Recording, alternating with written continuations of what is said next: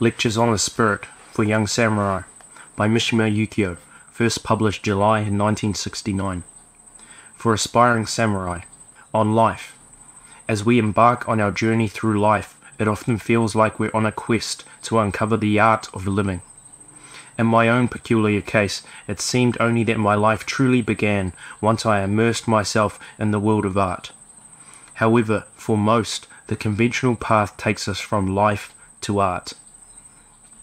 Famous artists who have shed light on this transition from life to art include Stendhal and Casanova. Stendhal, despite his personal tribulations and challenges in the realm of romance, eventually realized that literature held the key to fulfilling his dreams. In contrast, Casanova, with his innate charisma, indulged in countless love affairs. But when he felt he had experienced all that life had to offer, he turned to writing his memoirs. This dichotomy between art and life possesses a fascinating dilemma. We often believe that we can learn about life from novelists, yet the lives of many writers are far from extraordinary, while there are countless individuals in the wider world who have led truly remarkable lives. Moreover, only a small fraction of those who have lived such lives feel compelled to document them. Recording one's life requires both talent and technique, and like any skill, it demands rigorous training.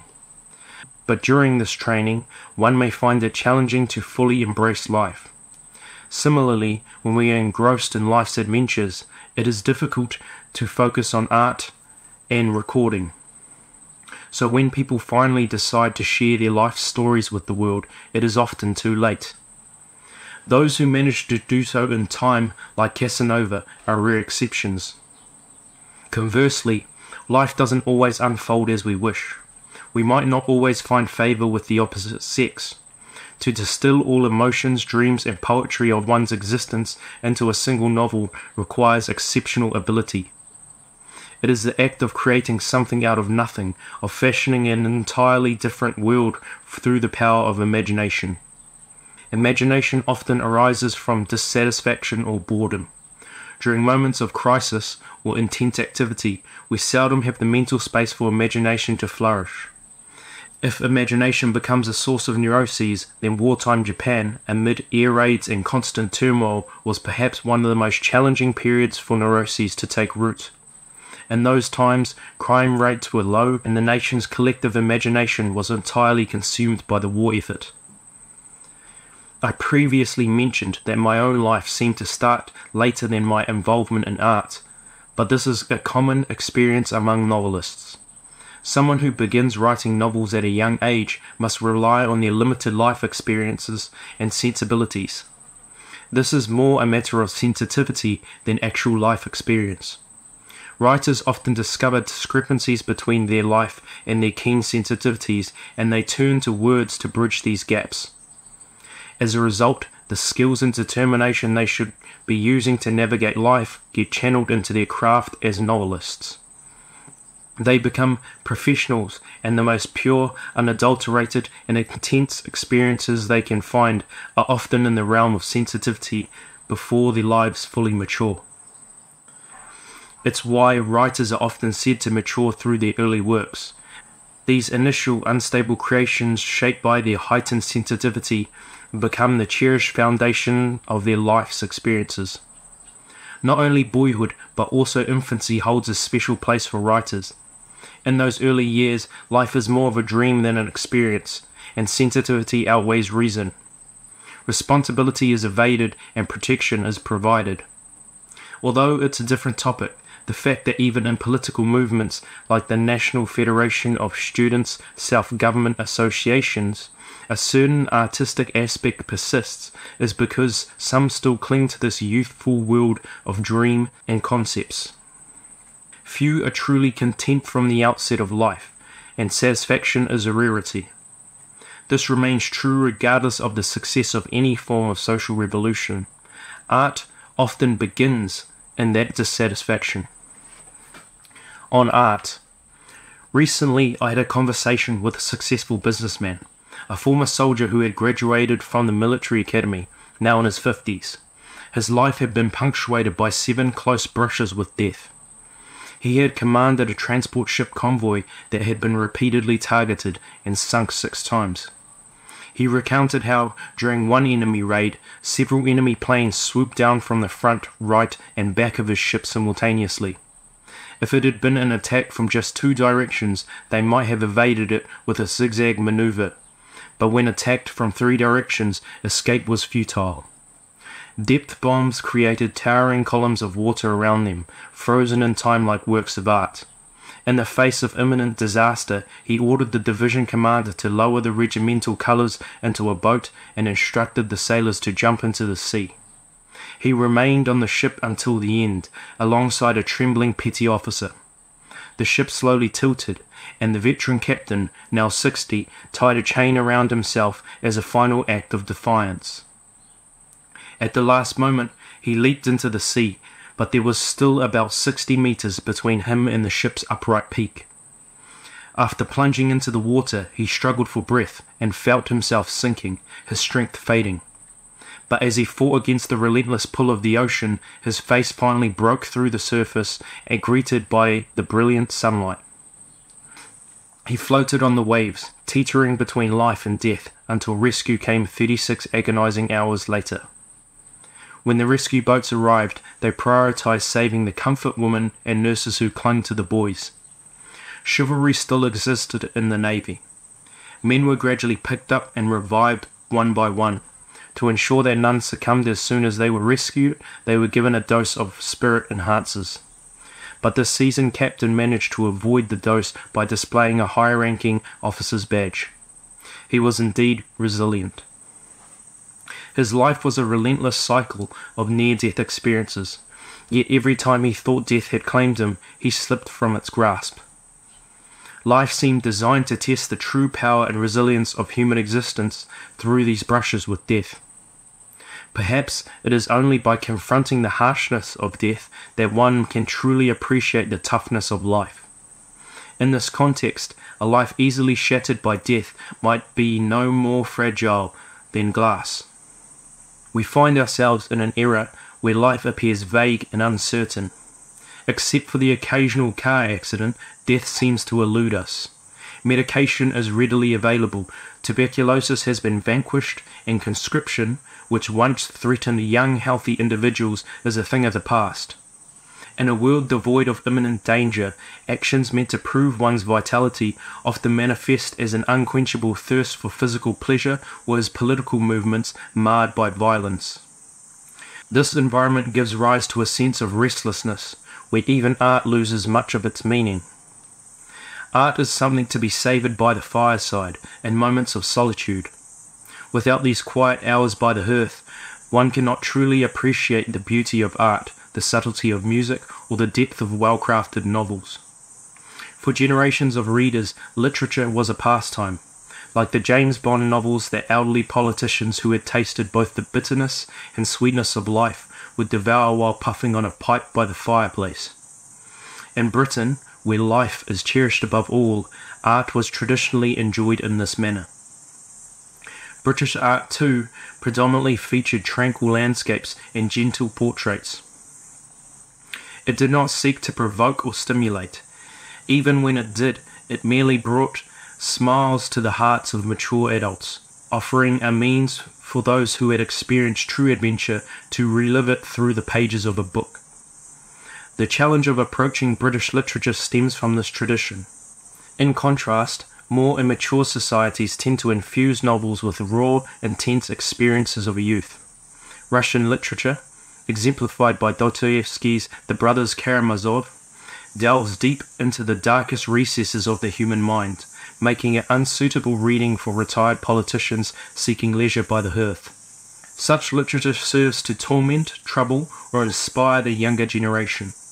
This brings to mind Heinrich Heine's astute observation that, while classical and perfect literature like Goethe's may have its merits, it remains barren.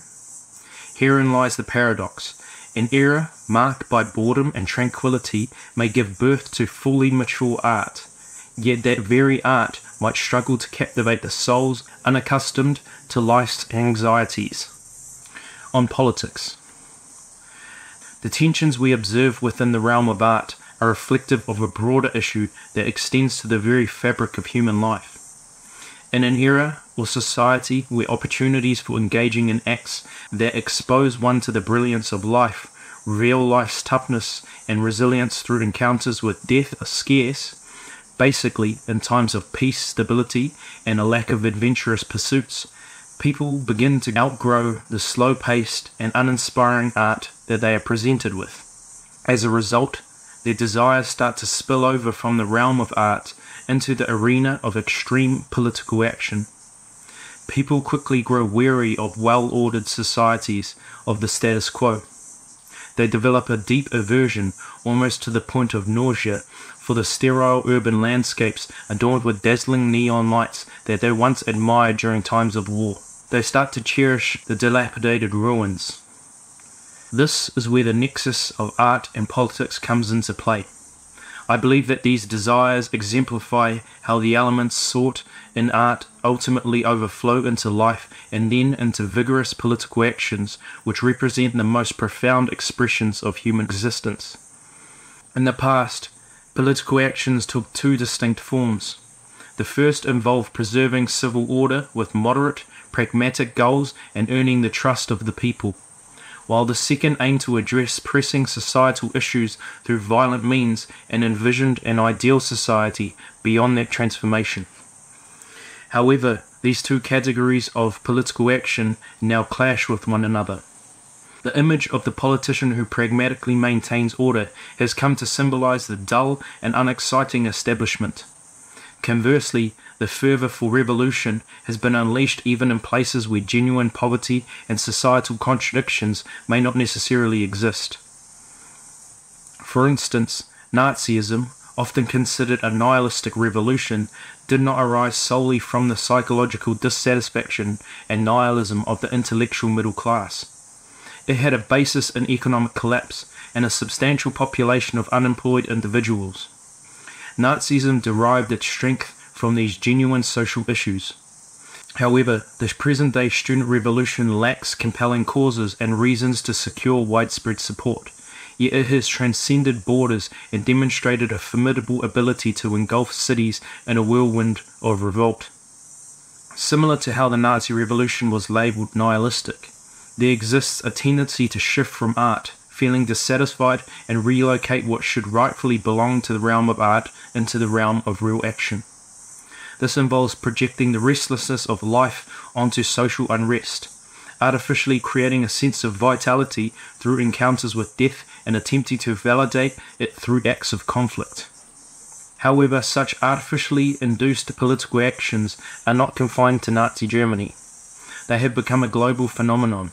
This transformation of art into politics and politics into art, as I have often stated, is the current trend. The consequences of this trend are uncertain, but to simplify matters, even if art depicts the deaths of 1 million people, it remains confined to the realm of paper. But when one ventures into real action, the act of killing 1 million people becomes an indelible historical sin. In other words, while art is inherently irresponsible to a certain extent, political action must commence with a sense of responsibility. Political actions are ultimately evaluated by their outcomes, and even if the motivations are self-serving, exceptional results can absolve a politician. Conversely, no matter how noble the intentions, if the outcomes are disastrous, the burden of responsibility lies squarely on their shoulders. One might argue that our current political landscape introduces the irresponsibility of art into politics. It's as if life has transformed into fiction, society into a theatre, and the masses into passive television spectators. The spectacle we witness is essentially the transformation of art into politics, devoid of the true gravity of real-life facts and responsibility. The recent protests at Tokyo University's Yasuda Auditorium attracted a multitude of spectators. People who had wearied of television dramas turned their attention to their television screens, losing track of time. To borrow the words of a certain Briton, it was a grand theatre. The individuals involved in these protests wrote wills and graffiti proclaiming their readiness to die in style, striking dramatic poses, yet not a single one perished. They all surrendered and were arrested. Eventually, the act concluded, and people returned to their everyday routines, forgetting the performance they had witnessed. Shortly thereafter, on February 11th, National Foundation Day, a young man chose to end his life through self-immolation. He did so not before a television audience, not in front of spectators, but in the obscurity of a dark construction site. This act carried with it a profound reality and a weighty responsibility. What art can never replicate, no matter how hard it tries, are political actions like this self-immolation. When political acts fall short of this level of seriousness, art can continue to revel in its independence and authority. I am one of those who interpret the profound seriousness displayed by young individuals like Ito Kosuburu, who chose self-immolation as a form of political art, even if it is sharply critical of politics or dismissive of art. What is the brave man? A recent film titled The Samurai, starring Alain Delon, has been making waves. However, given the idealized perception of Japanese culture associated with the term samurai in the Western world, I can't help but feel a sense of unease. Some people talk about how Japanese culture has made its way to the West. It often seems like I'm being patted on the head and told, "Aren't you writing clever things for a little-known race in the distant Far East?" I don't sense that I've truly earned their respect. On one occasion, the topic of the Japanese sword came up in front of an English lady. When asked about its usage, I drew my sword and demonstrated a slashing motion through the shoulder. However, in that very moment, the colour drained from her face, and she appeared on the verge of collapsing. It became clear to me just how much more impressive the Japanese sword is to Westerners than literature alone. To us, the samurai embodies the legacy of our ancestors, but for Westerners, it also evokes the image of the so-called noble savage. Perhaps we should take greater pride in the fact that we are indeed savages. According to the psychologist Jung, the hero archetype that captures the hearts of Americans isn't sought within their own country, but is found in the Indians they once clashed with. Now when we speak of the samurai, courage immediately comes to mind. But what is courage, and who is the brave man? In the recent Kimihiro incident, what surprised and shocked me most wasn't Kimihiro or the societal panic it triggered. It was the young men in their 20s among Kimihiro's hostages. These were evidently Japanese men in the prime of their lives, and from a Western perspective, they should have been samurai. Yet over the course of 4 days, they couldn't lay a finger on Kimihiro, even when he was in the bath. We live in an era where we avoid even the slightest scratch. Kimihiro, who exploited this era and public opinion, was, in fact, a brilliant actor. On our side, the young Japanese men who were averse to the slightest harm dispatched 4 representatives there. Some may argue that this is the era of Showa Genroku, but Daidoji Yuzan's Budo Shoshinshu describes the warriors of the Genroku period as cowards. The coward, it says, prioritizes indulging in his desires, loves sleeping and napping, dislikes learning, and even if he participates in sports, he fails to excel. He is full of himself and proud of his skills, yet he squanders money on women and extravagant meals, pawns important documents, and is lavish with company funds and entertainment expenses. He won't part with a single cent out of obligation. Furthermore, he tends to harm his own body. He overindulges in food and drink and succumbs to lust. It's as though he's recklessly erasing his own lifespan. His physical condition deteriorates to the point where he can no longer endure perseverance, hardship, or tribulation, resulting in an ever-increasing sense of effeminacy and bitterness. This is how the coward, or the cowardly warrior, is defined. In times of peace and stability, we tend to forget the hardships of war and the qualities required of men in times of crisis. The Kimihiro incident, though a small-scale local event, could one day expand into a much larger crisis for all of us in Japan. Yet it remains an event in the realm of concepts and fantasies, with no tangible signs in reality. Furthermore, the influence of women is distancing us from the sense of crisis. Avoiding thoughts of crisis is a highly feminine way of thinking. Women require a peaceful environment to fall in love, bear children, and raise a family. Among women, the desire for peace is a necessity of life, and they are willing to sacrifice anything for it. However, men have a different perspective. They prepare for crisis, and when situations arise that threaten the peace women often seek, it is the power of men that becomes essential. Yet contemporary women have gained the confidence that they can protect their peace with their own abilities. This is partly because they have rightly perceived that men are unreliable, and partly because they have ceased to encounter any brave men. In present-day Japan, adapting to the times does not necessarily involve conscription as it did in wartime America. Instead, it means pursuing a path that is conducive to surviving in the world and establishing a home and family of one's own. So what does it mean to not adapt to the times?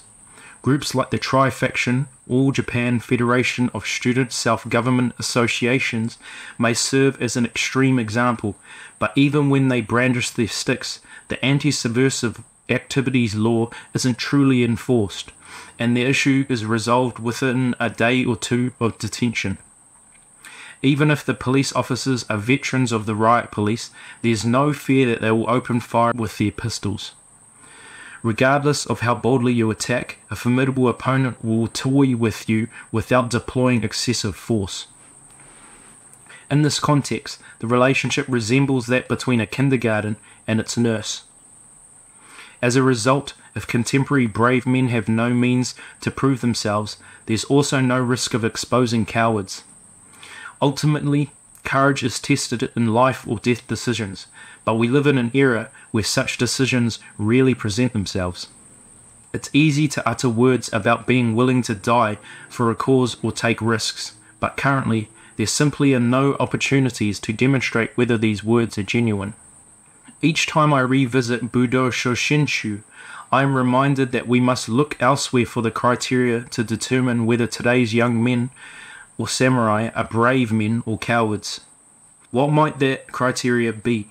Is it an unwavering ethical code that remains steadfast in both times of crisis and normalcy? It entails returning to the fundamental essence of masculinity, maintaining a sense of crisis, and structuring each day of one's life in accordance with that impending crisis. When men discover their purpose in times of peace, they should support what women do rather than what men typically engage in. If crisis management is a role assigned to men, then men's lives and bodies must perpetually remain as taut as a fully drawn bow. It appears to me that I often encounter too many people in town whose eyes lack that tension. However, it could also be a result of my own heightened anxiety. Once the renowned Italian novelist Moravia made the following observation when he visited me. Japan's cities are teeming with young men, and as I travel through Southeast Asian countries, the most astonishing characteristic when I arrive in Japan is that these young men all seem like warriors. What is decorum? It is often said that kendo begins with a bow and ends with a bow, but what follows the bow is the striking of an opponent's head. This aspect of kendo encapsulates the essence of the world of men. Decorum is not only essential in the battle, but is also its prerequisite. In kendo theory, decorum and etiquette are emphasized the most. But why is this the case? Throughout history, battles in the world of men have always begun with etiquette. Morality is inherently part of etiquette, but etiquette also serves as the rules of engagement. A sport or battle that disregards these rules is frowned upon, and the battle itself can be lost due to a foul. The objective of men's decorum is not merely to comply with the opponent's will. Despite decorum being the first step to pass through, there is a strange superstition in our time that suggests honesty and unreserved behavior are effective in winning people's hearts. Many examples exist of individuals who, unaware of the traps concealed within American-style frankness in business, have been deceived when Americans suddenly tap them on the shoulder and offer a friendly smile, causing them to be overly frank and suffer unexpected losses in their work. It is those who are ambitious that should prioritize decorum. Even in personal relationships, consistently displaying decorum is essential, as it is only when one is typically decorous that they are perceived to have revealed their true selves and can earn the trust of others during moments of vulnerability, such as after drinking. If one is always casual, then even when they reveal their casual self, no one will want to get close. Thus, decorum serves to preserve the dignity of men.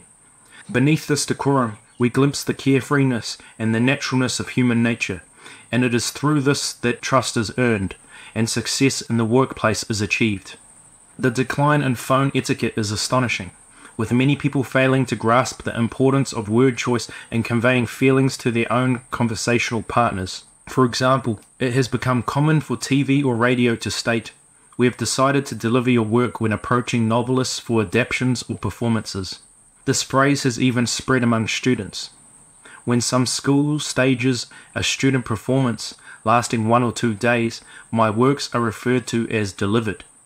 However, works are not delivered in the same way a person delivers a baby. These small nuances in word choice are critical components of decorum. If decorum is a door, these word choices are like the oil applied to its hinges. The creaking and grating of a door that hasn't been properly oiled becomes unbearable. Not knowing how to use words is part of this issue. I was surprised by individuals like a certain student who came to visit, conversed for about an hour, and when about to leave, looked at his friend and said, "It's about time, so why don't we disturb him?" He likely meant to say, "Why don't we take our leave?" It is a mistake to assume that human sincerity is self-evident to others. Even the closest of friendships and longest of acquaintances leave parts of the human heart unknown to one another. Words serve as the bridge between these hearts, and if that bridge lacks the proper equipment, such as handrails and ornamental tops, it cannot truly be a bridge. This is where decorum comes into play. The military is a world steeped in rigorous decorum. This decorum doesn't just ensure the smooth functioning of military life, it also contributes to making men appear more manly. There is a greater gap between acting with a psychedelic appearance, speaking casually and saying ciao, and giving a salute while standing at attention than there is between militarism and democracy. This difference lies in the ability to maintain or sever communication effectively. If we lack any elements in our lives where we act with a clear goal, as the military does, then we have no need for decorum. Similarly, if we seek to rebel against society, become completely isolated, and cut off all interactions with others, then neither good morning nor thank you become necessary. However, the reality is that even those engaging in political movements and rebelling against the government still adhere to strict hierarchies between seniors and juniors amongst themselves. When the desire for dominance and power is present, decorum becomes essential.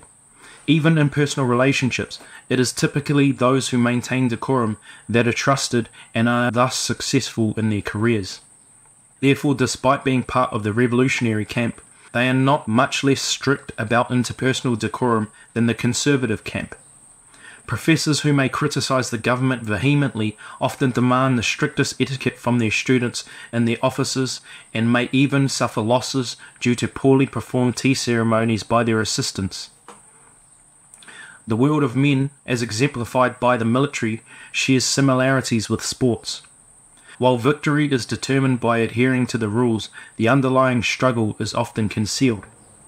Conversely, the world of women tends to have less of a fundamental struggle for power, so rules in sports may be more readily violated in this context. Furthermore, violating sports rules does not usually threaten one's survival. The strictness observed among the wives of diplomats abroad arises because these women create an imitation of the male-dominated world when they receive government appointments and accompany their husbands on diplomatic missions. This phenomenon is commonly depicted in recent novels and plays that explore life within the inner circles of power. However, as it is often seen in ordinary households, women may casually say the most hurtful things to their husbands as long as they serve as shields, and they may overlook decorum without consequence so long as it doesn't affect their husband's job. Decorum serves as a protective armor, and those who have no need for such rules often have no need for decorum either. Whether one refers to such individuals as animals or as embodying the natural state of humanity depends on one's perspective.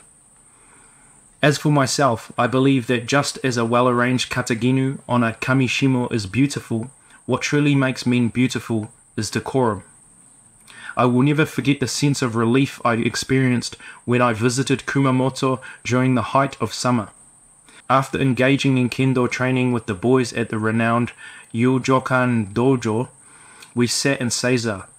The senior boy shouted the command before the altar in a piercing voice, and we all bowed before the altar with sweat still dripping from our bodies.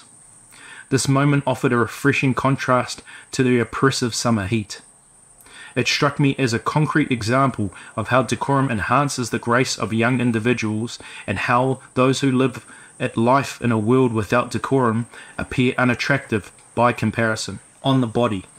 The concept of the body held by the Japanese was originally secondary. Japan lacked not only Venus but also Apollo. It was only during the late Edo period, with Utamara's drawings of female divers, that the beauty of the Japanese female body began to diverge from the sexless beauty of canon images and gain true sensuality. However, this doesn't mean that Japanese did not appreciate the sensual woman. For the Asuka court to the Heian court, women with voluptuous bodies captivated people. The women depicted in the collection of 10,000 Leaves evoke a charming and unsophisticated allure akin to the vivacious charm of village women in modern times. Later, in the Heian court era, the female body became exceedingly frail, and conversely took on a malformed appearance, mirroring the Rococo era in France. During this period, culture reached full maturity, and artificial feminine beauty was highly praised. Noble women of the Rococo era, due to tightly compressed attire and tight corsets, often appeared grotesque when stripped naked. The difference between Japan and Europe lies in whether the body could be perceived as a metaphor for something beyond the physical. Greece had its Platonic philosophy, where physical beauty led to the appreciation of higher ideas.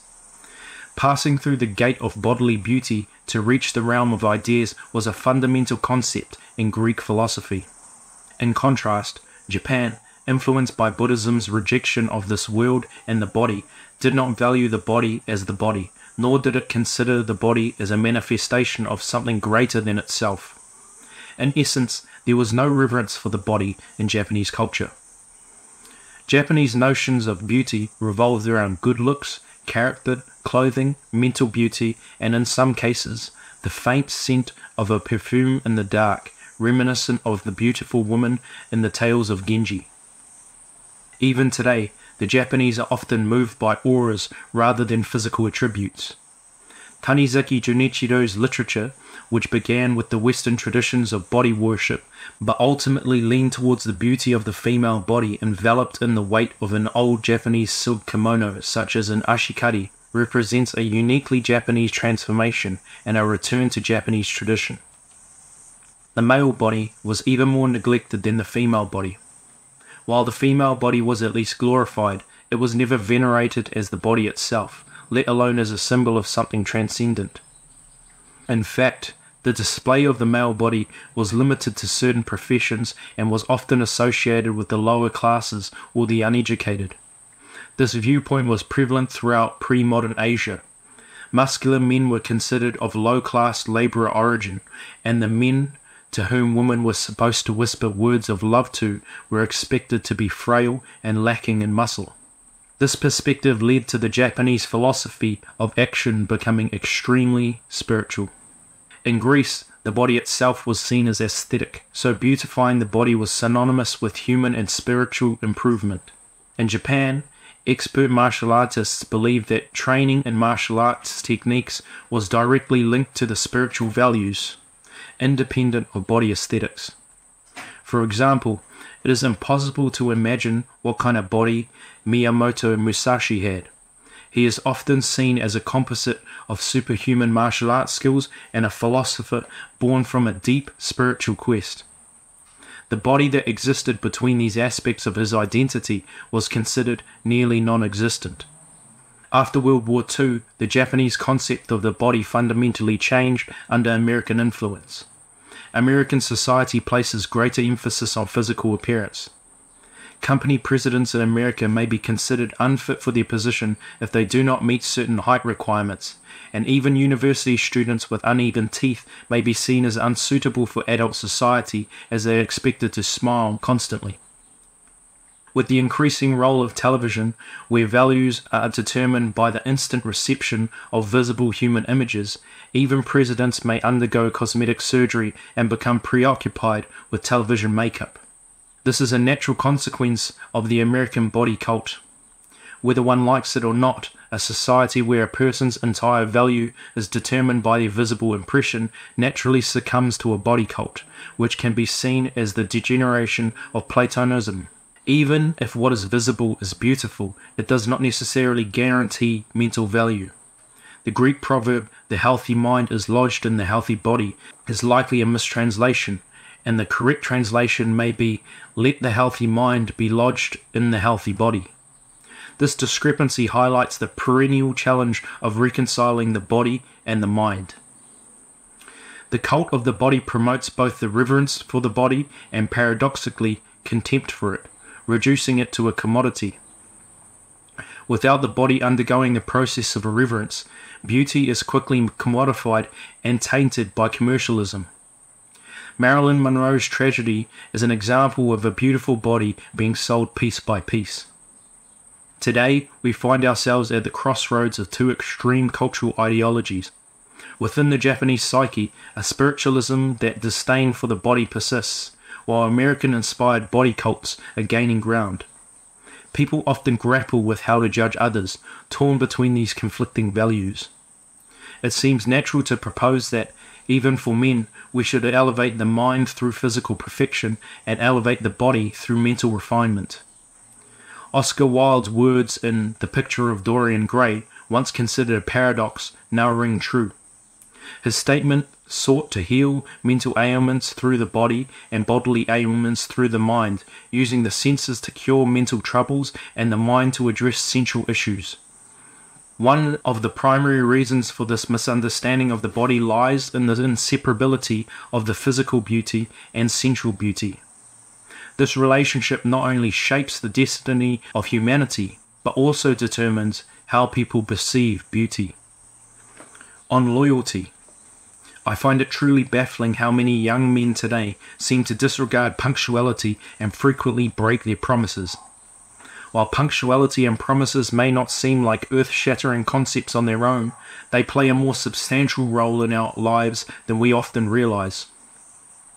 For instance, Japan won't crumble because someone delays a meeting from 3 o'clock to 3:30, and the Japanese stock market won't crash if somebody forgets a 5 o'clock appointment on a Friday. When we're students, we tend not to see ourselves as an integral part of society, and even promises we consider significant hardly impact the largest social fabric.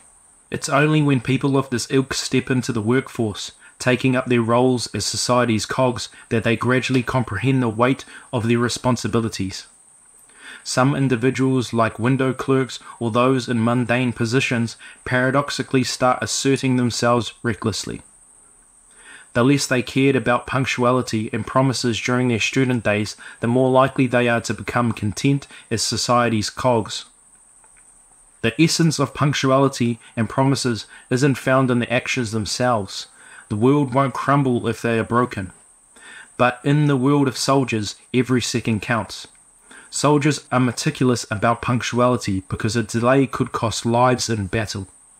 If our side plans to seize an opponent's hill at precisely 3 p.m., it's because our commanding officer, having assessed various intelligence and considered the arrival times of units, personnel positioning, and firepower, has determined that this is the optimal time.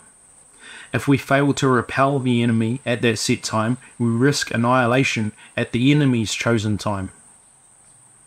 Military punctuality is a matter of life and death, driven by clear purpose. Even beyond the military, modern society operates on schedules. In the corporate world, being 30 minutes late for a meeting can result in the loss of contracts worth hundreds of thousands of dollars. A research publication years in the making can be snatched by a competitor due to a slight difference in timing. In any competitive environment, time becomes a crucial factor, ultimately leading to formal contracts, the most meticulous form of promises in Western societies. Japan, on the other hand, relies on verbal agreements, particularly in publishing agreements. However, these verbal promises are written out as extensive, complex contracts in the United States, spelling out every detail, risk, betrayal, and breach of trust. A society without the need for such contracts would be a utopia, as contracts stem from the mistrust and the belief in the inherent human wickedness. Contracts and laws aim to foresee and address potential malevolence while upholding the promises made within their frameworks. Another perspective suggests that in truly modern contractual societies, contracts should ideally be established through mutual consent, even without written agreements. The idea is that if the basic commitment to uphold agreements without formal documents were widespread, society would function smoothly. However, the reality is that not everyone behaves perfectly. I don't intend to make a utilitarian argument that we must adhere to punctuality and promises solely because they are essential for social harmony and governance. At work, punching in on time affects everything from monthly performance evaluations to year-end bonuses. The practical impact of punctuality and promises is most evident in this context.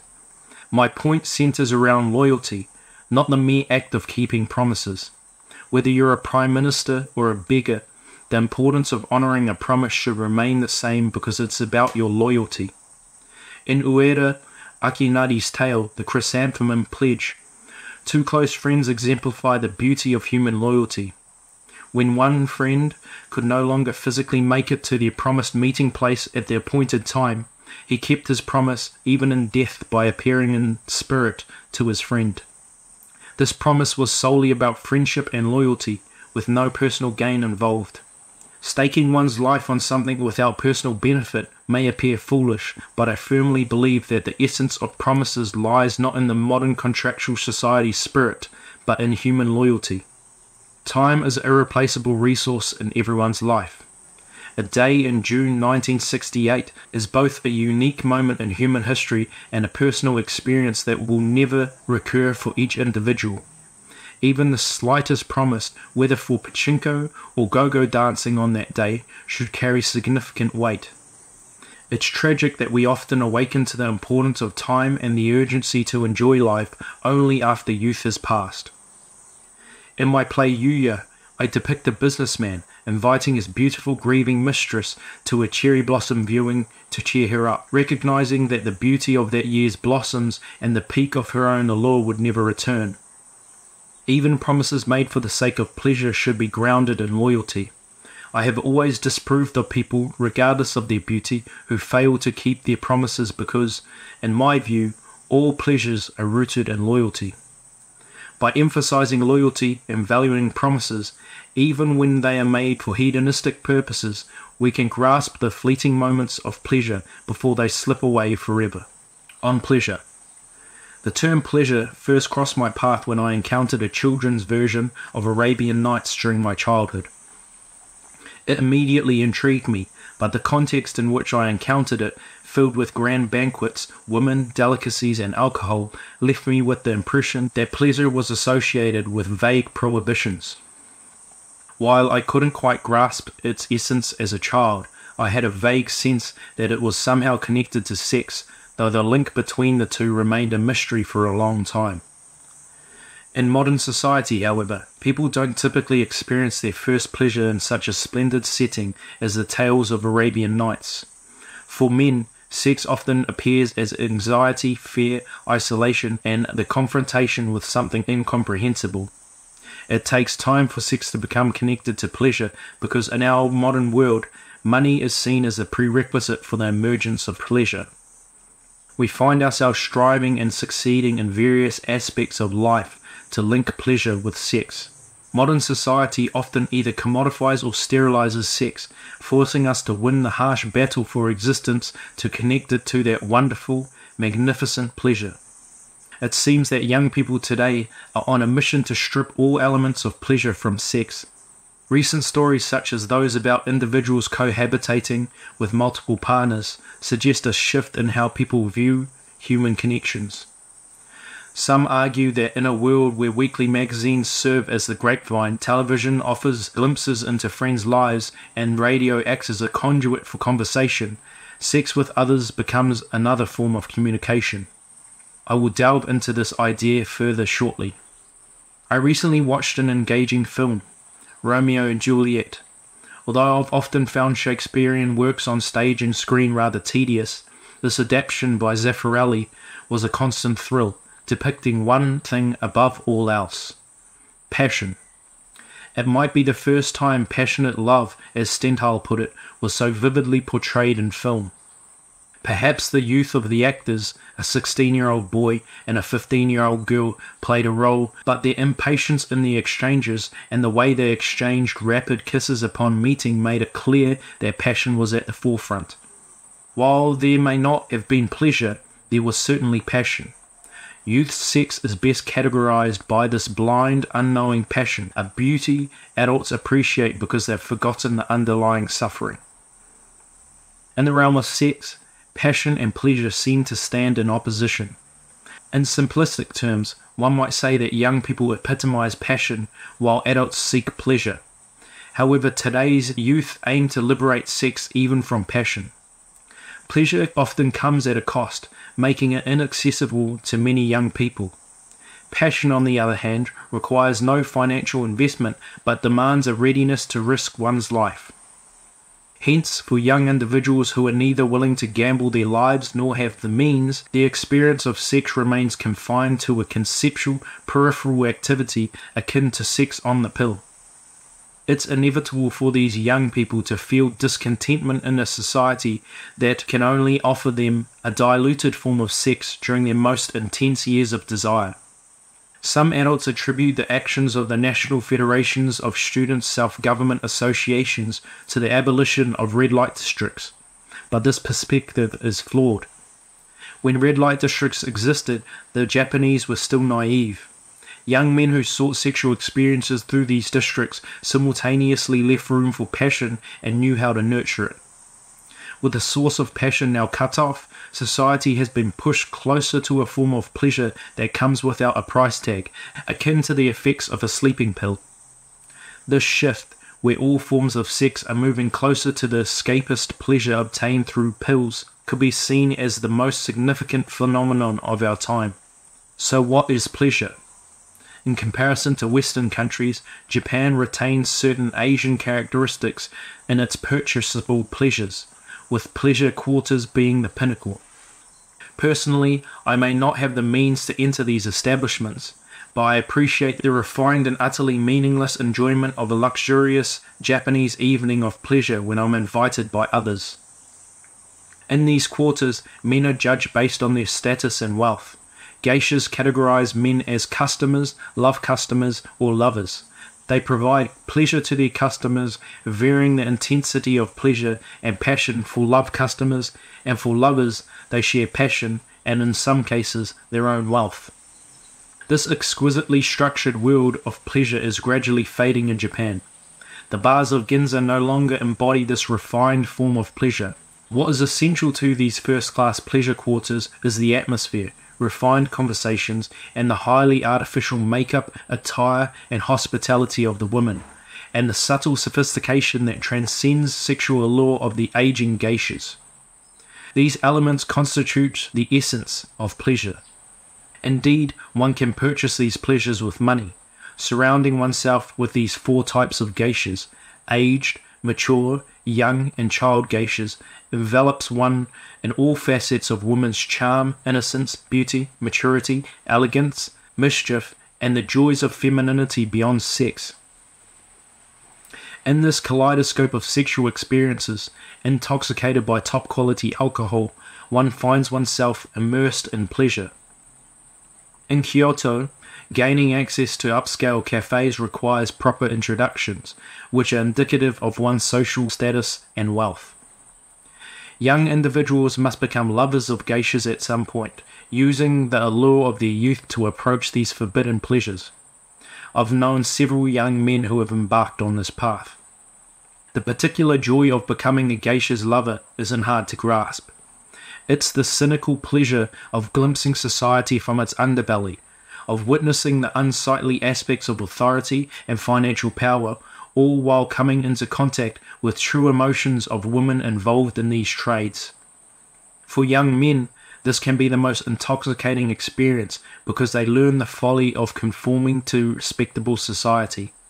And most damningly, the pleasure derived from lurking in the underbelly of authorities and financial powers' sanctioned indulgences is, in reality, the lowest form of pleasure. It's akin to eating the leftovers of a lavish buffet party at a hotel, the cold beef and lobster left behind by the guests. Even if there's a hint of sincerity, it remains unfulfilling. On the sense of shame. The sense of shame has often been associated with women, a distant legend now. Just as Venus would hide her breasts, it was believed that women cultivated their virtues through shame, and this would enhance their charm. However, what often goes unnoticed is the male sense of shame. Few have been as bashful as the Japanese in this regard. While it may be an exaggeration, I believe that the Japanese and the English are two groups of men with this most developed sense of shame in the world. The English are known for the affected, unapproachable demeanour. They wouldn't utter a word to someone they hadn't been formally introduced to, even if they sat across from each other for hours in a train compartment. This behaviour partly stems from the classical English arrogance, but it also finds its roots in a unique sense of shame particular to the English. Among strangers, the English always take a step back, listen intently, and only speak when asked for their opinion. I sense the loss of the male sense of shame more acutely in post-war Japan than that of women. I am not merely lamenting shifting social trends, I find myself unconsciously losing that sense of shame under the influence of times. I first noticed this during my wife's delivery. I anxiously stayed at the hospital, wondering when she would give birth. After our child was born, I repeatedly called my father from a public phone booth to inform him about his first grandson, but I forgot to insert a 10-yen coin, so the call didn't go through. When I finally managed to get through to him, I was taken aback by my father's unexpectedly irritated voice. It turned out that my father held a traditional sense of shame, typical of men born in the Meiji era. He found it embarrassing that his son would go to the hospital for his wife's delivery, and even more so that he would call in a flustered state from the hospital. According to the norms of their time, Japanese men were expected to go out for drinks with friends or feign indifference during wives' deliveries while silently worrying inside. This wasn't contempt for women, but rather an attitude of concealing embarrassment, driven by fear, hesitation, and resistance to encroach upon the purely female sphere. Men of the Meiji era didn't deem it manly to walk side by side with a woman. Many even maintained a distance from their wives, avoiding public displays of affection to evade societal judgment of philandering. This phenomenon likely extends beyond Japan.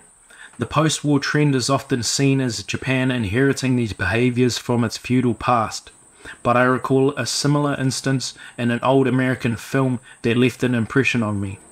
I've forgotten the title, but it starred Gary Cooper and portrayed the rugged life of men in the Wild West. In the film, Gary Cooper ignored the persistent advances of the strong-willed tomboy Jean Arthur. Although he loved her, he never openly expressed it, and when kissed against his will, wiped his lips with the back of his hand. In the final scenes, Jean Arthur, after kissing the lips of the deceased Gary Cooper, was overcome with sadness, realizing he would never again wipe his lips with the back of his hand.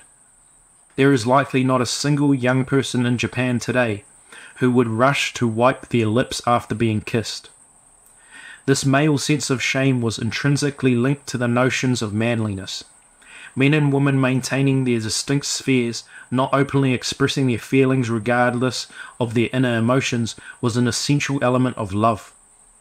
This affected every aspect of emotions in people of that era, and deliberately feigning indifference was considered the greatest demonstration of love. Today, this behavior is only seen among elementary school students, who sometimes thoughtlessly tease the ones they secretly admire. In doing so, they unknowingly become centenarians from the Meiji era at the tender ages of 6 or 7. The shifting dynamics between the sexes, driven by an American-style openness to expressing love to the fullest extent, has blurred these boundaries. Even the female sense of shame, viewed as a remnant of feudal times that undermines gender equality, has faded, causing the male sense of shame to evaporate as well, akin to a breath on the glass surface. We now have entered an era of what is often called neutrality, where both men and women who openly express themselves have lost their valuable sexual symbolism. The sense of shame is not confined solely to the sexual realm.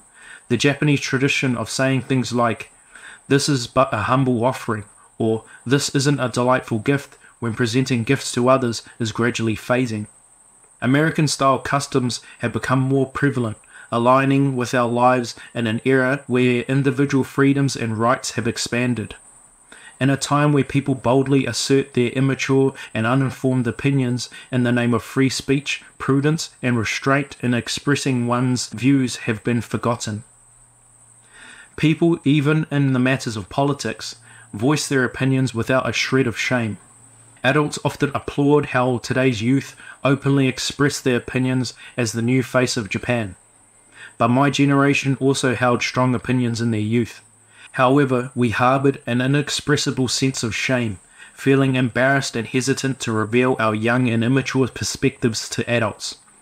This combination of self-exaltation mixed with self-loathing, pride, and a desire for accurate self-assessment defined our youth.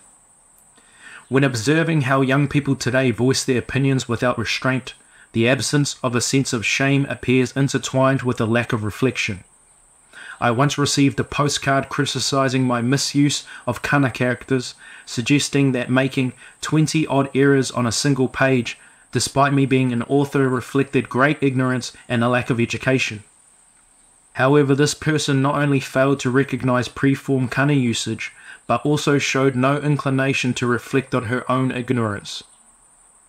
According to the Marquis de Sade, sexual shame is merely a geographical matter. In some countries, women may be hesitant to expose their breasts, while in others, their private parts or even their feet may be sources of embarrassment. This highlights that the sense of shame extends beyond physical attributes. It is a matter of culture and the mind. I firmly believe that with the disappearance of the sense of shame, love too will fade away. However, as long as humanity exists, the sense of shame will undoubtedly manifest in different forms and unexpected places. I am considering exploring a new sense of shame among hippies. On etiquette.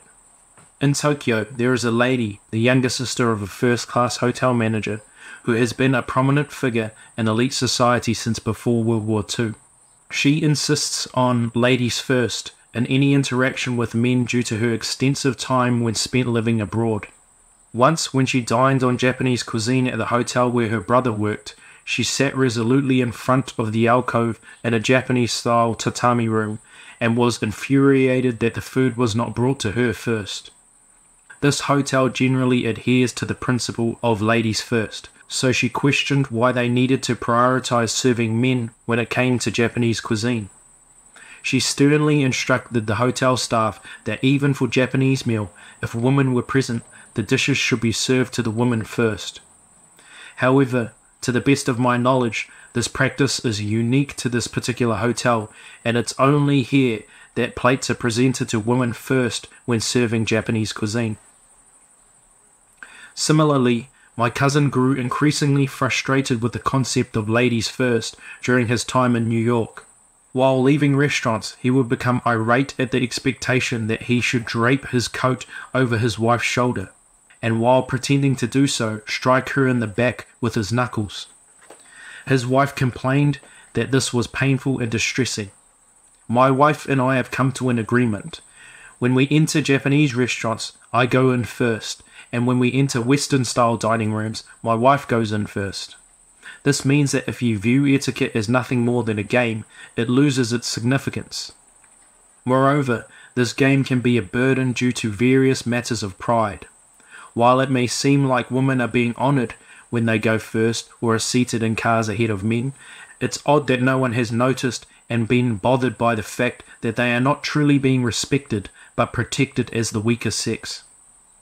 Western men have been training since childhood, so the practice of instinctively sheltering women on the side of buildings and placing themselves on the roadside when walking with women is ingrained in them and requires little conscious effort. This custom originated in the Victorian era of the 19th century and was established during a time when people mainly used horse-drawn carriages. Even in London during that period, there was horse dung in the middle of the road, and carriages would splatter mud as they moved. Without the protection of men, women might have stepped in horse droppings, or their long dresses could have been soiled by mud. Thus, out of necessity, men ended up walking on the side of the road. Furthermore, during the American pioneer era, women were vastly outnumbered by men. As a result, women's scarcity was valued, and the ladies' first principle took in increasingly extreme forms. All the conditions that led to this were absent in Japan, but the etiquette was imported nonetheless. Until before World War II, in Japan, a social structure similar to ancient Greece prevailed, with women looking after the home while men socialized outside. This is not unique to Japan, but is still very much alive in Spain. One could argue that in Latin countries, the formalized ladies' first etiquette practiced in Anglo-American societies is not necessarily followed. However, etiquette is etiquette. In terms of Western dining decorum, if the hostesses are not given the privilege of going first, it disrupts the proper order of things. Here, the issue of tradition comes into play. Women, especially contemporary Japanese women, understand that their freedom and ability to act independently stem from the dismantling of tradition. They believe that Japanese tradition historically oppressed women, and their freedom and agency were achieved through Western-style, particularly American-style liberation. However, the West as a whole does not follow this pattern. In Central and South America, for instance, women who walk alone after 8 p.m. are still regarded as prostitutes. Women from respectable families are not allowed to venture outdoors at night without a male escort. But in modern societies where women hold jobs, it has become accepted for women to walk alone at night. This shift is not purely due to tradition, but also a reflection of practicality. Even if Japan had not lost the war, women walking alone at night was never seen as morally reprehensible. There were simply situations in which a man's assistance were needed to navigate potentially dangerous streets. If we accept that both Japanese and Western traditions are being eroded by the trend of sexual freedom in developed countries, we must acknowledge that women, who are naturally conservative beings, are at the forefront of this erosion. However, there is a paradox here. The group of new women known as the Blue Stockings once dominated late Meiji Japan's trends. They advocated for women's liberation and promoted a movement focused on women's sexual freedom and breaking free from feudal constraints. While it was indeed the policies of the American occupation that granted women the right to vote after the war, even in France, one of the victorious nations, women obtained suffrage relatively late. Japanese women historically took a passive stance towards tradition, and they never played a role in defending it. This has subtly influenced contemporary etiquette. If women are genuinely independent, why don't they consider the idea of independently preserving tradition? If tradition is not upheld, it will naturally wither away and never return. Men understand the importance of tradition and have always been inclined to support it, to practice it themselves, or to feel a strong obligation to defend it, even if they view it as flawed. This may explain why Japanese men are often seen as excessively conservative. Women, on the other hand, have primarily sought the basis of their freedom and liberation by resisting men and dismantling tradition. However, there is a paradox here. By persistently working to undermine tradition, these women may find themselves clinging to the attitudes of the time when they were passively bound by tradition, even after it has been dismantled. Since actions cannot exist in a vacuum, women began to emulate Western traditions and demand that men do the same. The elite lady mentioned earlier is a clear example of this phenomenon. By incorporating Western etiquette into Japanese dining, she made even the taste of Japanese cuisine unappealing. When women's freedom and liberation were achieved, not through their own efforts, but through the actions of the male American occupying army, they sought to assert their power through what is known as the Women's Peace Movement. This movement was entirely emotional and fueled by hysteric cries like "No more wars" and "Don't send our beloved sons to the battlefield." It had the power to dismiss all logic. However, women typically wield power by suppressing logic only in passive arenas. The Japanese peace movement exhibited a feminine flaw. It excelled at appealing to emotions but struggled to progress through logic. If women are genuinely liberated, free, and independent, I would like to see them discover new meanings of tradition that once oppressed them and voluntarily assume the role of showcasing the beauty of Japanese tradition to the world in a time where they are no longer at risk of becoming victims of that tradition. On clothing. Observing those who travel to India, one cannot help but notice that Indians still adhere steadfastly to wearing saris. The sari is undoubtedly a thing of beauty. When I see a woman in a sari grace the lobby of a luxurious hotel, I occasionally find myself marveling at its elegance and wonder if it resembles the appearance of high-class Greek heritors at banquets. To foreign eyes, all traditional attire appears beautiful. However, beauty and convenience are two distinct attributes. What often astonishes me on Indian Airlines is that the flight attendants wear saris. What if this choice leads to an accident? The sari could become entangled with the legs, resulting in the loss of lives that might otherwise have been saved. The apprehension I feel about the saris worn by Indian Airlines staff far exceeds any concerns I might have when stewardesses on Japan Airlines wear long-sleeved kimonos. If airlines are intentionally heightening the beauty of these women by evoking a sense of crisis in passengers, then that is a deplorable calculation. The Japanese are particularly sensitive to convenience. During the Meiji era, Japan abandoned its traditional clothing without hesitation due to the inconvenience it posed as part of its reverence for Western culture. After World War II, especially for a period, kimonos were destroyed en masse as a result of the war, and it became rare to see people wearing them. Recently, even men's kimonos have made a comeback. However, they tend to be embraced as the new fashion trend with a fresh, exotic appeal rather than a continuation of the ancient sartorial tradition. The women who make their New Year's rounds all began wrapping themselves in similar whitish Japanese clothing adorned with white synthetic fiber shawls. Moreover, the art of wearing kimonos, particularly by women, has been forgotten, and it has become almost impossible for them to don a kimono without assistance. Even men have lost the natural, customary familiarity of wearing kimonos and now wear them with a conscious sense of defiance or as an act of leading the age. The skill and finesse in tying the obi, for example, which is promptly undone by an amateur, is effortlessly secured by a professional, remaining secure no matter how much they move. With the advent of social stability and improved economic circumstances, people have gradually come to realize that the true pleasure of clothing does not lie in wearing whatever one fancies in any given situation. The joy of clothing resides in constraint, and the beauty of clothing thrives on compulsion. Military uniforms epitomize this principle, as does the display of skill and style in donning a tuxedo when it is required.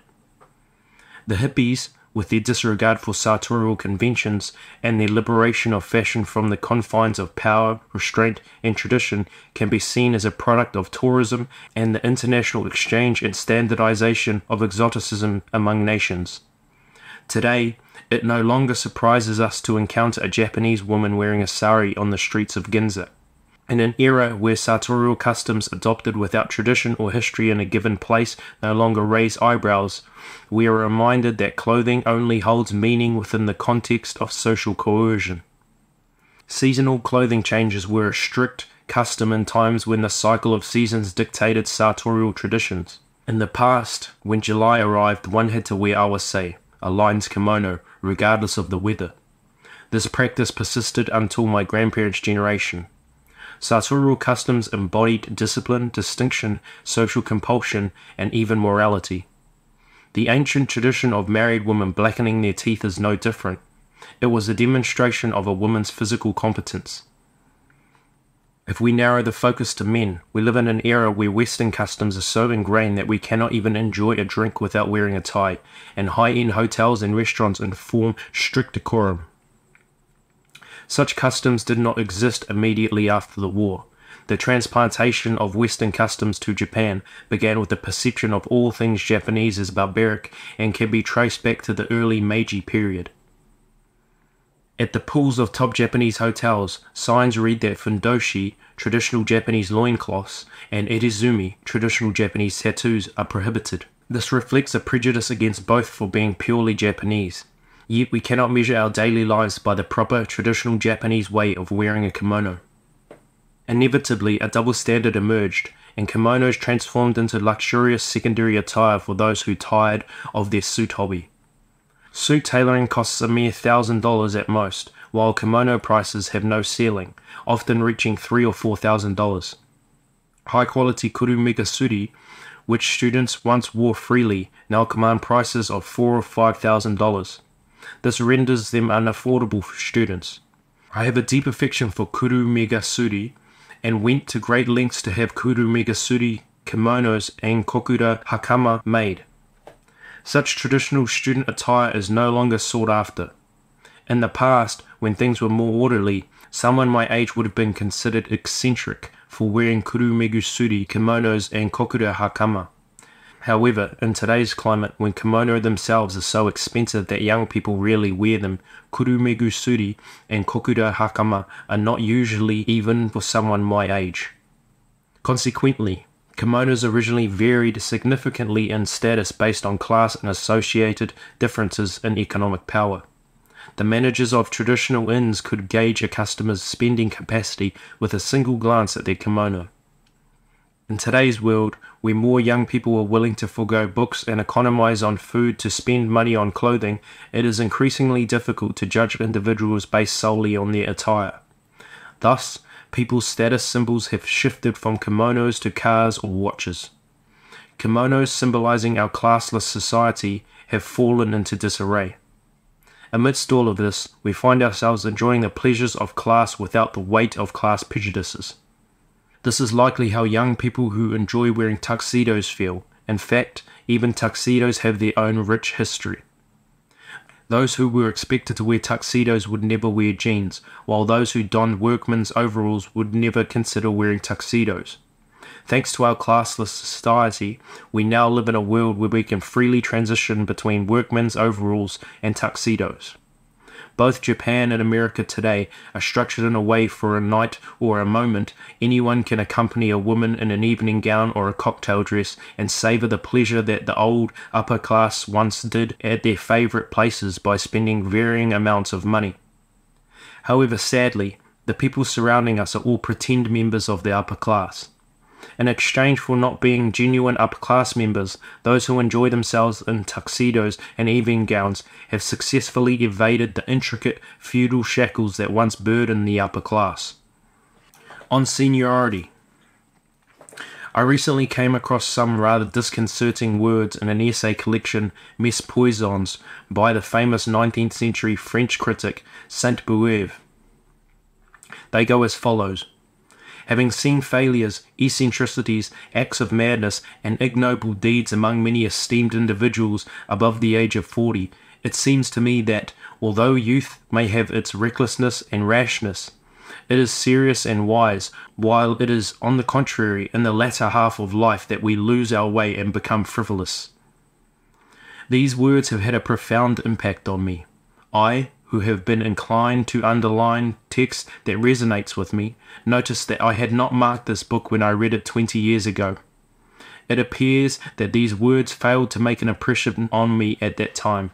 However, now that I've crossed the threshold of 40, I have come to realize the deep-seated malevolence that these words carry. But what exactly is seniority? Is it, as Sainte-Beuve suggests, where the earnest and wise youth show respect to the elders who have seemingly lost their way and become frivolous? In today's world, where discussions of generational divides are prevalent, and the traditional relationships between teachers and students, as well as the warm camaraderie between upperclassmen and underclassmen, have largely eroded, dialogue between the young and those in the middle or old age often reveal a significant gap.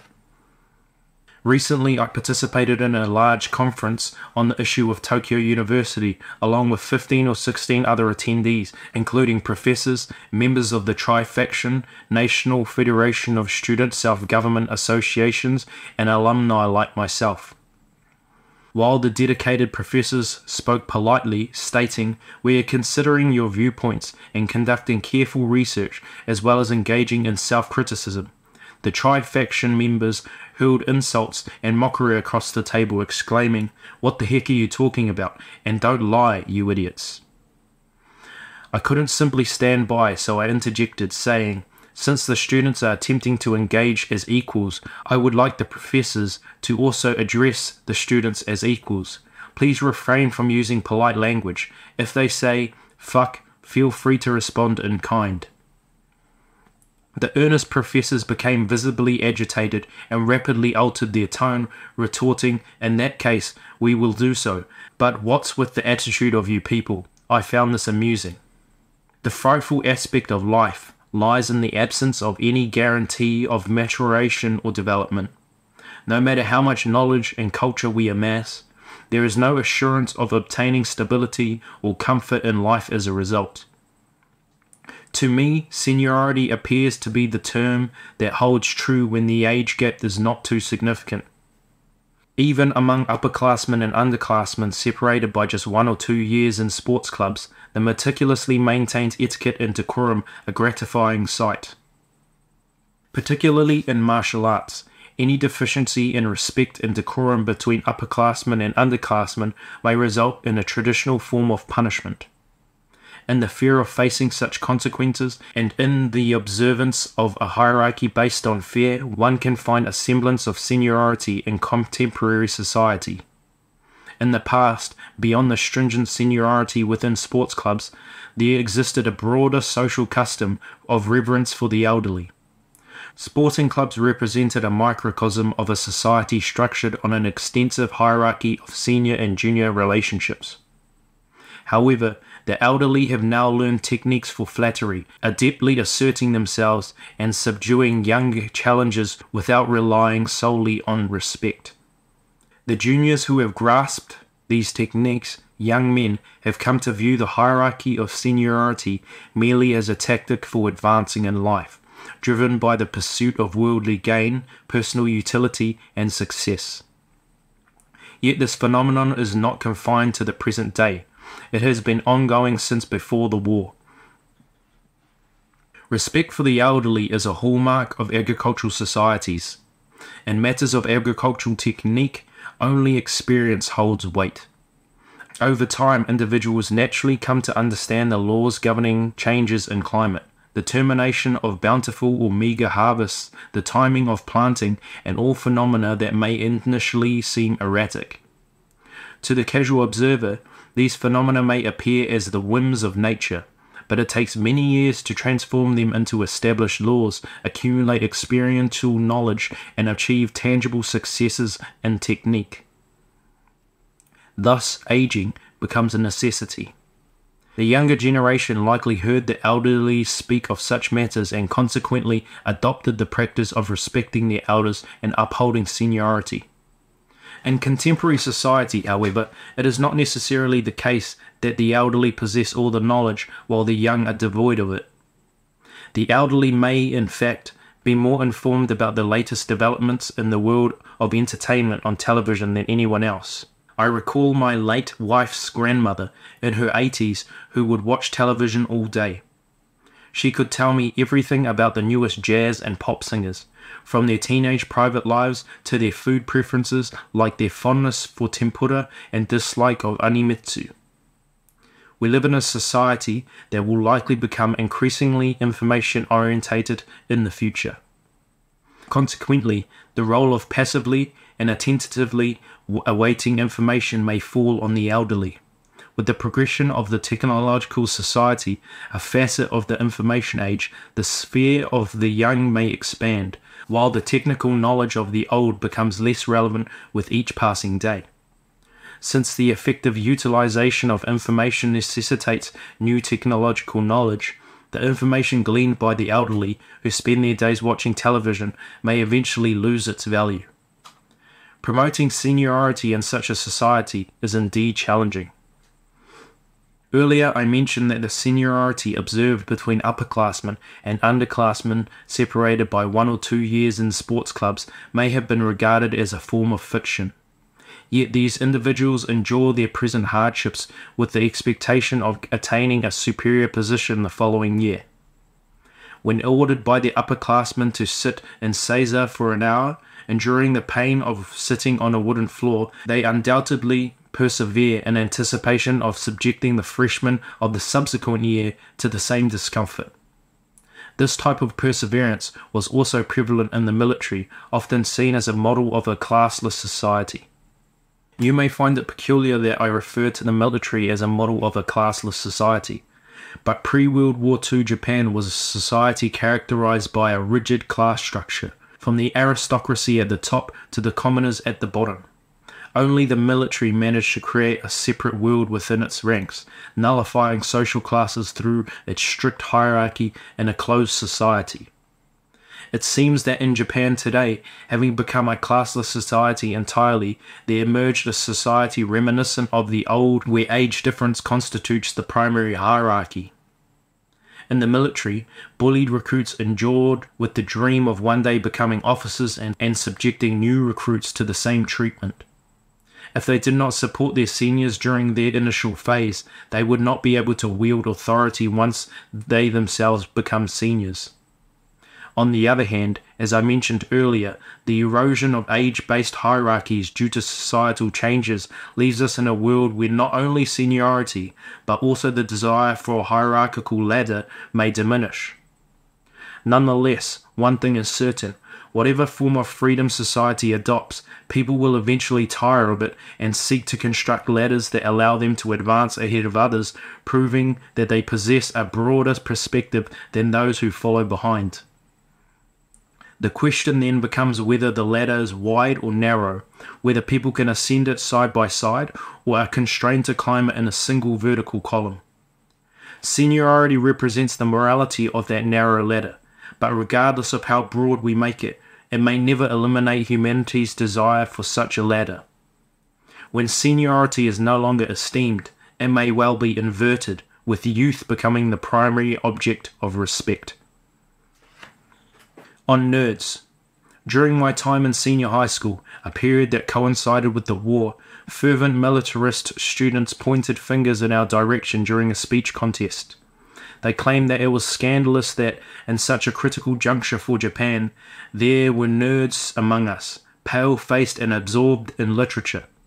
I thought to myself, to hell with them, and resolved even more firmly to immerse myself in the world of literature. Little did I know that some 20-odd years down the road, I would be the one scolding nerds.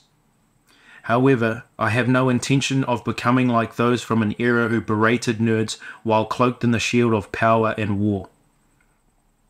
My desire to expose the cunning mental construct of a nerd, born from my youthful psychology, has grown stronger in response to the prevailing spread of the nerd mentality across Japan.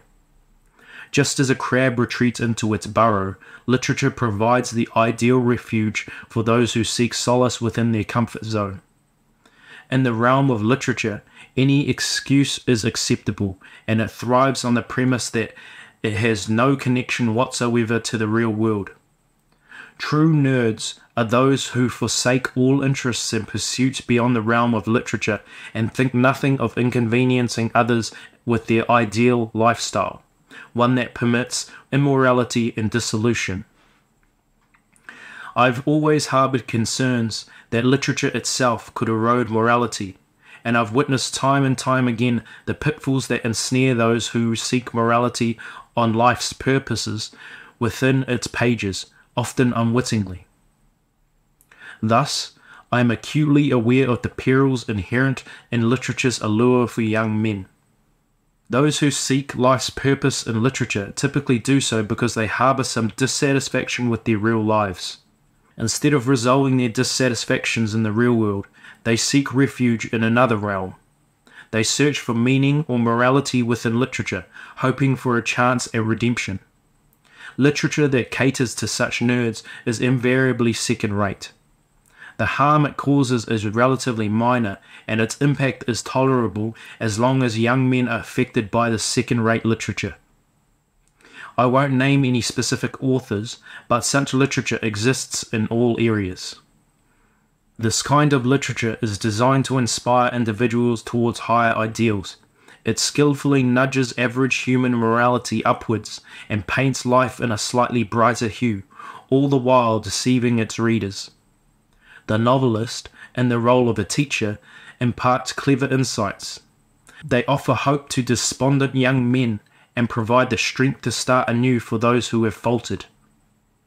When these young men are hopelessly entangled in love and despair, the novelist offers a transcendent perspective, saying, "Here's what women are like."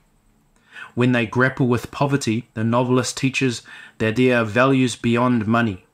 And when they perceive themselves as physically and mentally feeble, the novelist consoles them with the notion that the weaker they are, the closer they have come to understanding the essence of humanity.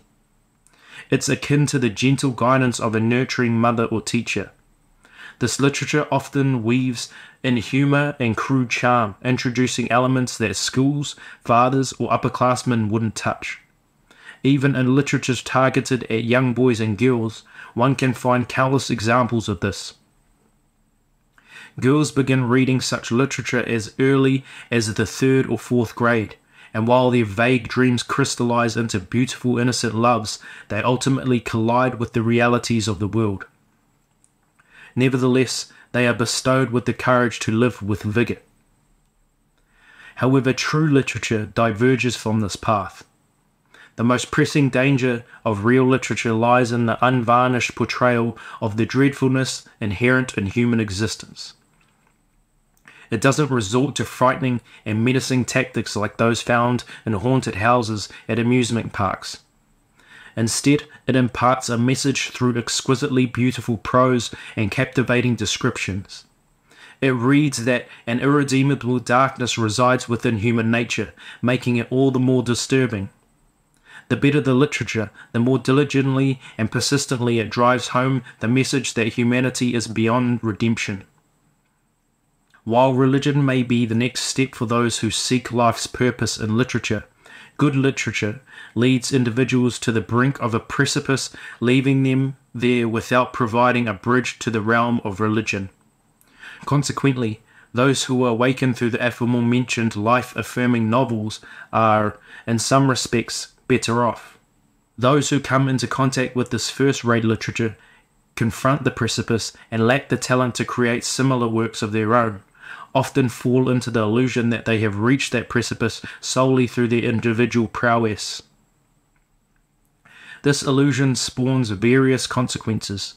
It leads them to become captives of an unusual self-assurance. Despite being powerless, inept nerds who cannot effect change in their own lives, they believe that they have the right to mock and deride all of humanity. They think that, thanks to literature, they possess a certain right to laughter in the world of human beings. They view the world through a cynical lens, mocking all endeavours, readily seeking out humorous flaws in individuals who give their all, scoffing at sincerity and passion, and unconsciously acquiring the right to scorn transcendent beauty and the purest manifestations of human spirit. This attitude inevitably manifests in their facial expressions and attire. Even within a group, I can readily distinguish young men who harbour such beliefs. Their eyes may appear clear at first glance, but they lack inner illumination and the innocent foolishness and vitality so crucial to youth. They have become a breed of enigma. Given my intimate familiarity with this literary poison, it is not surprising that I, as a professional of the literary world, sought to distance myself from it. Literature continues to follow me, an unrelenting presence. Nevertheless, it is only fitting that I should want to warn those who will not tread the path of literature professionally about its dangers. This is why I have chosen to inveigh against nerds. It was only much later that I discovered that one could momentarily escape the quagmire of nihilism through activities like kendo, brandishing a bamboo sword. It was also later still, after having spent nearly half of my youth poisoned by the perils of literature, that I realized that simple actions could alleviate some of the afflictions wrought by literature.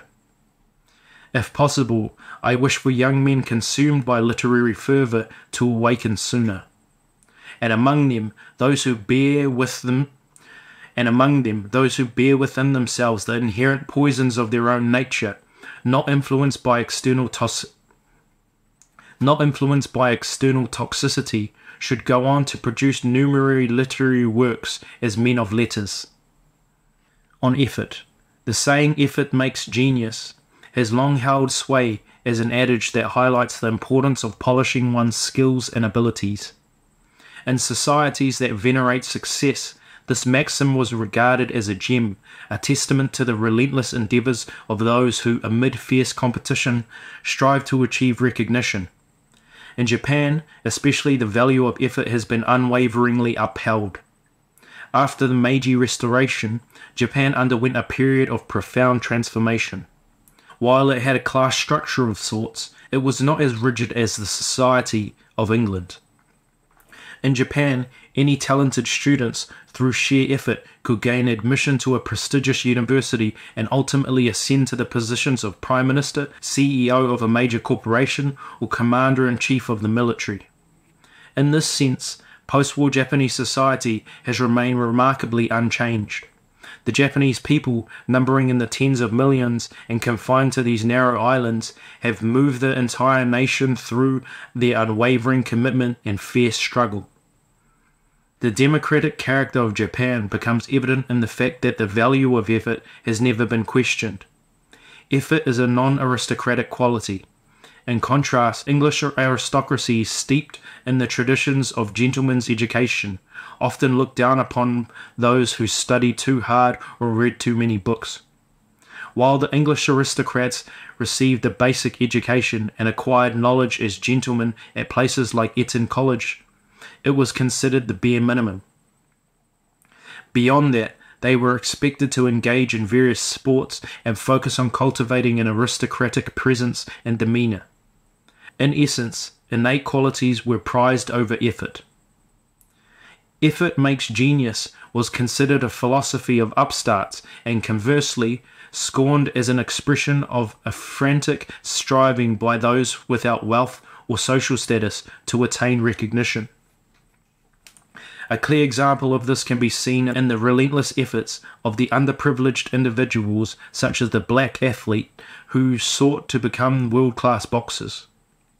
While this English aristocratic mindset has long been abandoned, it is worth acknowledging that alongside the idea that life is shaped by effort, there exists another perspective. I would like to emphasize the distinction between leisure and effort. There are instances where human beings find leisure more demanding. Once people born into poverty are freed from the obligation to make an effort, it's as if they've been released from a possessive force. They become perplexed about what to do with their newfound freedom. Those who spend decades diligently applying themselves to their work in companies or government offices find their life's purpose in those endeavours, often transformed into lifeless shells upon retirement. Our society perpetuates this cruel tragedy. They may pretend to look forward to spending their remaining years engaging in innocuous hobbies like tending to their garden, but in reality they are driven to accumulate other futile efforts until they pass away, as they simply do not know how to cope with the emptiness of a life devoid of striving. It is essential to understand that the most taxing aspect of human existence is not effort itself. Rather, it is the unnatural ordeal and suffering of possessing an ability yet being prohibited from employing it. Recently, the world record for the 100-meter sprint was broken, with a new record of 9.9 seconds set. Some argue that this is not human effort, but the athlete's quest to draw humanity closer to the capabilities of animals that finally shattered the limitations of human potential and propelled them to 9.9 seconds. Now, imagine telling this athlete who can compete the 100-meter dash in 9.9 seconds to do it in 15 seconds instead. Would that be easy for them? What if you told them that they absolutely must not complete the 100 meters in less than 15 seconds, and that if they did, they would be thrown in jail? They would likely find it unbearable and may even lose their sanity. Humans possess the peculiar trait of coming alive when they utilize 100% of their abilities. Yet the torment of having those abilities curtailed only to be allowed to perform far below their true capabilities constitutes a more dreadful suffering than effort itself. Our society seldom acknowledges that it deliberately compels talented individuals to underperform, a unique form of torture stemming from its emphasis on morality through effort. Not only do our intellectual faculties evolve, but our physical abilities also progress sequentially. Boys transition into adulthood physically by the age of 15. However, our society does not provide opportunities for war in which it could harness the raw potential of these young men. It remains firmly entrenched in the ironclad law of gerontocracy. In such a world, young men capable of running 100 meters in 10 seconds are compelled to complete it in 17 or 18 seconds. I perceive this as the flip side of the societal falsehood that champions morality solely through effort and construction, a society's power to subject individuals to the greatest trials and tribulations.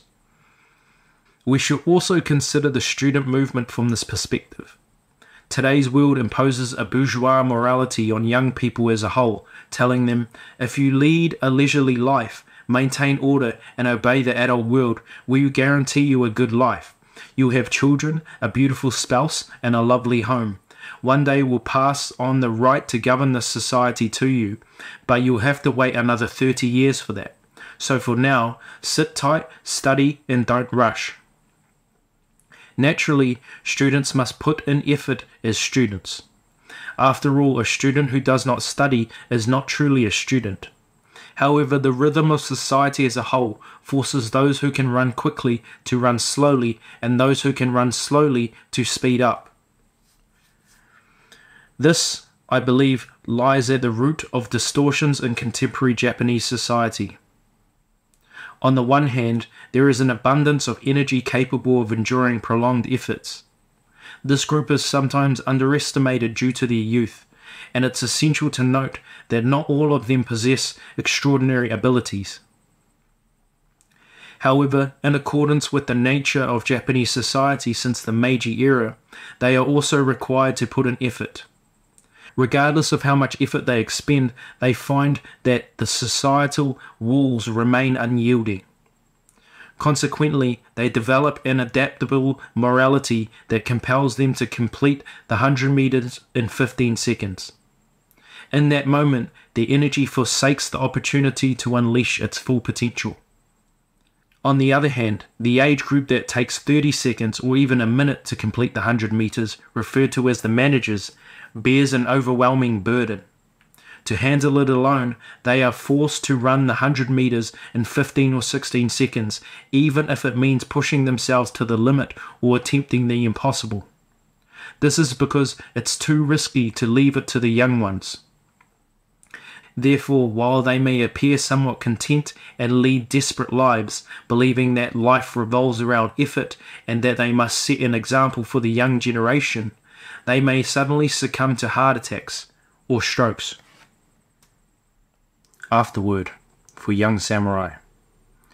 Lectures on the Spirit for Young Samurai is an essay that was serialized in the magazine Punch-O. I made every effort to address the issues of spirit and morality in plain language so that contemporary young people could easily understand. The spirit is something that exists if you believe in it and doesn't exist if you don't, and no one has actually seen it. Since the proof of its existence ultimately manifests through the visible, such as the body, the method of elevating the spirit by dismissing the visible is inadequate. Action is visible, and the body is the vessel for action. Therefore, in order to prove the existence of the spirit, one requires action, and for action, one needs the body. This is the foundation of my belief. While the spirit can be expressed through words and speech, it is not ultimately proven by them. Consequently, written expressions alone is insufficient to capture the essence of the spirit. This conclusion was reached through my own experiences, particularly witnessing the unreliability of wartime and post-war intellectuals' discourse and their failure to take ultimate responsibility. The title, Turn Tokyo University into a Zoo, was given to the transcription of my speech by Bungei Shunju. However, the essence of my provocative statement was essentially the same. My belief is that Tokyo University's problem was an event that helped put an end to the vanity and the complacency that had plagued Japanese intellectuals during the 2 decades after the war. Both essays serve as tracks for the times and are unrelated to literature. Nevertheless, periods of change and transition, such as the present and the end of the Tokugawa period, often compel writers to dare write tracks for the times. This has been Lectures on the Spirit for Young Samurai by Mishima Yukio.